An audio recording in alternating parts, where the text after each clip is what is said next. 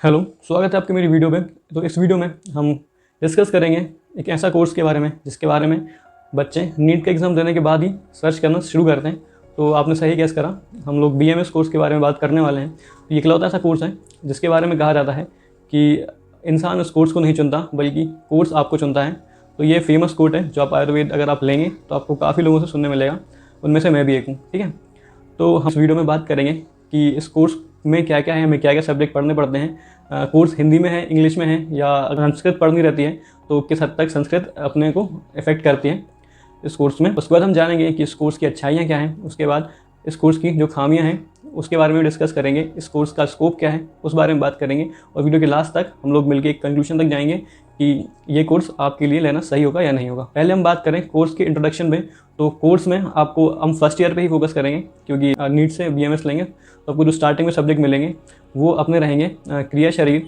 क्रिया शरीर का मतलब इंग्लिश में आप जानना चाहें तो फिजियोलॉजी है, और उसके बाद आपको सेकंड सब्जेक्ट मिलेगा रचना शरीर, एनाटॉमी भी कहते हैं। तीसरा सब्जेक्ट संहिता अध्ययन करके है, चौथा सब्जेक्ट पदार्थ विज्ञान, और लास्ट में आपको मिलेगा संस्कृत। हम अगर बात करें मॉडर्न पार्ट का, मॉडर्न पार्ट आपको एनाटॉमी में और फिजियोलॉजी में मिलेगा।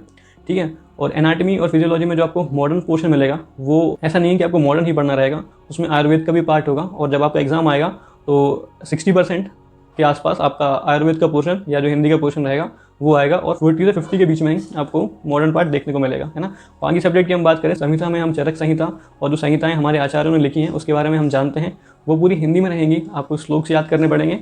और सेकेंड हम बात करें पदार्थ विज्ञान की, पदार्थ विज्ञान पूरा हिंदी में कोर्स है, बट इंग्लिश बुक्स भी अवेलेबल हैं इसकी, और जो बुक मोस्टली कॉलेज में पढ़ाई जाती हैं और एक अच्छी बुक है, तो मैं उसका आपको इमेज डाल रहा हूँ, तो वो चीज़ है। उसके बाद हम बात करें संस्कृत की। संस्कृत जो है ऑफकोर्स संस्कृत में ही रहेगा, और संस्कृत का जो वेटेज है वो फर्स्ट ईयर में आपके जो एनाटॉमी सब्जेक्ट हुआ, संहिता हुआ, पदार्थ हुआ, फिजियोलॉजी हुआ, उसके बराबर ही रहेगा। अब हम बात करें एग्जाम्स की। एग्जाम आपके टोटल मिला के 9 एग्जाम होते हैं। 9 एग्जाम कैसे? एनाटॉमी के 2 एग्जाम रहेंगे, पेपर 1 पेपर 2, सेम फिजियो का, सेम संहिता अध्ययन जो सब्जेक्ट है उसका सिर्फ एक एग्जाम रहेगा, बाकी पदार्थ के 2 एग्जाम रहेंगे, पेपर 1 पेपर 2, और सेम संस्कृत का रहेगा। उसके बाद हम बात करें प्रैक्टिकल्स के। प्रैक्टिकल्स जो होंगे आपके उसमें आपकी फाइल्स के नंबर रहेंगे, फाइल्स के साथ साथ असाइनमेंट वगैरह जो मिलते हैं आपको कॉलेज से उसके मार्क्स रहेंगे, और जो वाइवा में फेस टू फेस जो एक्सटर्नल आएगा वो आपसे जो पूछेगा वो आपको बताना रहेगा, उसके भी मार्क्स रहेंगे। एग्जाम जो हम बात करें इस कोर्स को 3 प्रोफ में डिवाइड किया गया है, फर्स्ट प्रोफ, सेकंड प्रोफ और थर्ड प्रोफ।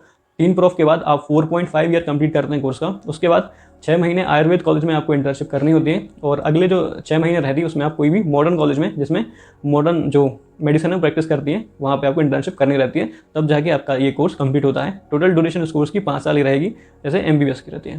ठीक है, ये बात हमने जान ली कोर्स के बारे में। ठीक है, अब हम बात करें कि फ़ायदे क्या हैं, और इस कोर्स में या फिर इस पैथी में क्या अलग है और क्या अच्छा है, या जिसके कारण हमें ये कोर्स को चूज़ करना चाहिए। पहले हम बात करें, ये कोर्स है जो प्रॉफिटेबिलिटी को मेन फोकस में ना रख, व्यक्ति की केंद्र बिंदु में रख के पेशेंट्स को ट्रीट करता है। उसके बाद जैसे कि और पैथीज में हम देखते हैं कि बीमार इंसान को स्वस्थ बनाने में ही फोकस किया जाता है। इसके साथ साथ जो हमारा आयुर्वेद है वो बीमार व्यक्ति को स्वस्थ करता ही है, उसके साथ साथ जो स्वस्थ व्यक्ति है उसे स्वस्थ कैसे रखा जाए उस बारे में भी ध्यान रहता है। और इस कोर्स का बेस्ट पार्ट ये है कि ये एक पुराना कोर्स है, और इतने प्राचीन होने के बाद भी इनने मेंटल हेल्थ पे काफ़ी बात करी हुई है, जो अन्य हम जो पैथी देखते हैं उसमें बात नहीं मिलती है। और अगर आपने ये कोर्स लिया है और आपका जानना बनता है कि इस कोर्स को लेने के बाद हम फ्यूचर में क्या क्या कर सकते हैं या इसके स्कोप क्या क्या है। पहली बात मैं आपको बता दूं कि आप यूजी कंप्लीट करके अपनी क्लिनिक डाल सकते हैं, प्रैक्टिस कर सकते हैं, है ना, और पीजी भी इनके सब्जेक्ट में आप कर सकते हैं, जो सब्जेक्ट आपको इंटरेस्टिंग लगे वो। ओके, और उसके बाद हम बात करें सबसे बेस्ट चीज़ जो है कि आजकल जो सामान आ रहे हैं, अपने डेली यूज़ के सामान जो अपन यूज़ करते हैं वो सभी आयुर्वेद के नाम पे मार्केट किए जाते हैं। मैं आपको एग्जांपल देता हूँ, जैसे हम बात करें साबुन की, तो जो साबुन है उसमें 99% के आसपास आपके केमिकल कंपाउंड्स मिलते हैं। 1% से के लगभग ही आपको कुछ चीज़ मिलेगी, जैसे नीम हुआ, एलोवेरा हुआ, अन्य आदि जो चीज़ें रहती हैं, ये सब चीज़ें मिलेंगी। उस 1% के कारण ही आप देखेंगे कि सारी साबुन, शैम्पूस वगैरह जो हैं वो मार्केट किए जाते हैं, और उसी बेसिस पे लोग उसे परचेज़ करते हैं, है ना।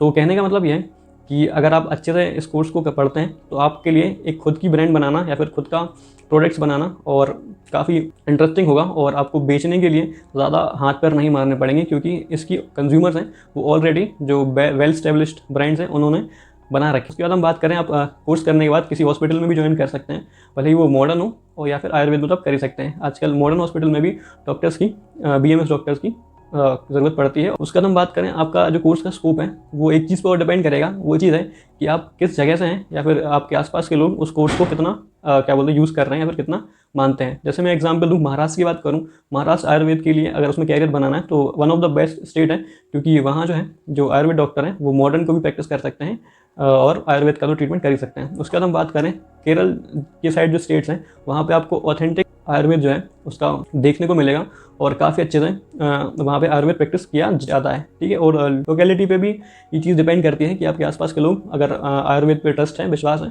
तो ऑब्वियसली आपके क्लिनिक चलने की ज़्यादा चांस रहते हैं। तो अब हम बात करेंगे कि इस कोर्स में कुछ ऐसी चीज़ें हैं जो लेने से पहले आपको पता होनी चाहिए।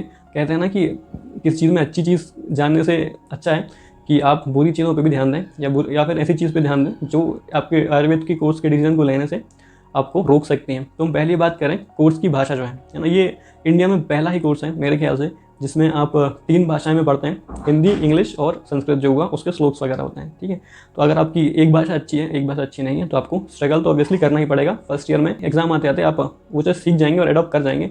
पर यह है कि स्टार्टिंग में काफ़ी स्ट्रगल होता है भाषा के चक्कर में। किसी को संस्कृत नहीं आती है, किसी को इंग्लिश में परेशानी होती है, और हिंदी में तो लोग मैनेज कर लेते हैं, बाकी इंग्लिश और संस्कृत में काफ़ी परेशानी देखने को मिलती है। ठीक है, उसके बाद हम बात करें कि होता है ना कि जो बस देखा होगा कि जो अगर कोई बिल्डिंग बन रही है तो उसके जो नींव को देख के आप अंदाज़ा लगा सकते हैं कि आगे ये बिल्डिंग कैसी बनने वाली है। सेम मैं कहूँ, जैसे कि मैं स्टूडेंट हूँ आयुर्वेद का, तो जितना मैंने पढ़ा है, जितना मैं जानता हूँ, उसे देखते मैं आपको एक बात बता दूं कि ये इकलौता कोर्स है। जब हमारे आचार्य उन्होंने इस बारे में, इस ज्ञान को किताबों में लिखा था, तो उनका जो फोकस था वो प्रॉफिट कमाना नहीं था, लोगों को स्वास्थ्य की ओर जागरूक करना और उनके स्वास्थ्य को मेंटेन करना। तो ये मैं आपको इसलिए बात कर रहा हूँ क्योंकि जो ये कोर्स है वो प्रॉफिटेबिलिटी को देख के डिज़ाइन नहीं करा है जैसे मॉडर्न करा है। मॉडर्न में आपको प्रॉफिट कमाने की काफ़ी चीज़ें स्टार्टिंग से उन लोगों ने देख रखी है। हर एक बीमारी है उसके अराउंड उनने पूरा मार्केटिंग और बिजनेस ग्रो किया हुआ है।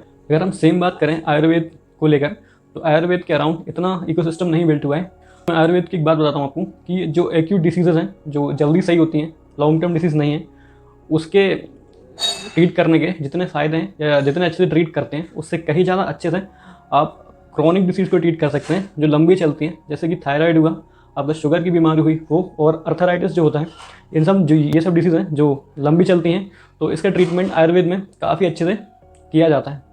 तो ये चीज़ आप देख सकते हैं कि अगर आप ऐसी डिसीज़ को चूज़ करते हैं तो पेशेंट लंबे टाइम तक आपके कांटेक्ट में रहता है और आप उसका अच्छे से ट्रीट कर सकते हैं। उसके बाद कुछ चीज़ें और हैं जो आप आयुर्वेद करने के बाद कर सकते हैं, जैसे कि जो कंपनीज हुई जो आयुर्वेदिक प्रोडक्ट बनाती हैं, आप उनमें एज अ ज्वाइन कर सकते हैं डॉक्टर जो प्रोडक्ट बनाती हैं आयुर्वेद से रिलेटेड, जैसे च्यवनप्राश हुआ, आयुर्वेद की दवाइयाँ हुई, भस्म वगैरह हुई जो कंपनीज मैन्युफैक्चर करती हैं। उनमें से कुछ कंपनी डाबर हुआ, ये भी एक डाबर हुआ, हिमालय कंपनी जो है वो भी आयुर्वेद के प्रोडक्ट्स या दवाइयाँ बनाती है। और उसके साथ साथ आप PSC एग्ज़ाम जो आता है वो दे सकते हैं, और आयुर्वेद के जो स्टूडेंट हैं या फिर आयुर्वेद डॉक्टर जो हैं उनके लिए भी कुछ खास पद रहते हैं जो PSC के थ्रू आप पा सकते हैं। ठीक है, ये बात हुई आपकी प्रोफेशनल। आप कोई भी कोर्स लिख रहे हैं तो अल्टीमेटली ये आप पे ही जाएगा कि आप उस कोर्स के साथ आपने कितनी क्या ऑनेस्टी दिखाई है और कितने एडिकेटेड रहे आप उस कोर्स के दौरान। तो वो हर एक कोर्स की कहानी है। बट आयुर्वेद में मैं आपको बात बताऊं कि अगर आप आयुर्वेद का कोर्स करते हैं तो एटलीस्ट आपकी अगर जॉब ज़्यादा अच्छी नहीं लगती है, बट यह है कि आपको कोई ना कोई जॉब ज़रूर मिलेगी।